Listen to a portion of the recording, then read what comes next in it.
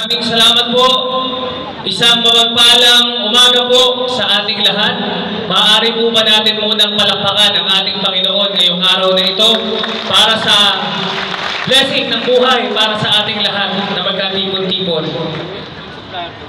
Una na po ang aking papuri at pasasalamat sa Panginoon na nagdudulot at nagkakaloob ng buhay at biyaya sa ating lahat. Papurihan po ang ating Panginoon.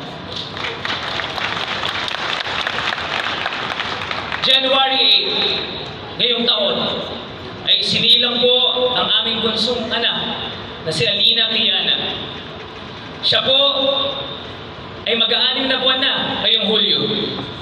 Masaya po ang aking pakiramdam na finally, ang lubos po namin ipinagdarasal na matagal ng panahon ay pinagkaloob po sa amin ang magkaroon ng anak na babae.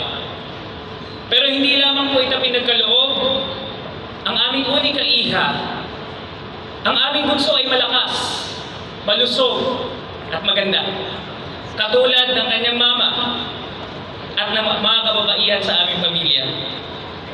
Kagaya po ng aming mga anak noong sila ay pinanganak, sa aming isip, sa aming puso, puno po kami ng pangarap at mithiin para sa kanila. Mga tanong, ano kaya ang magiging sila paglaki nila?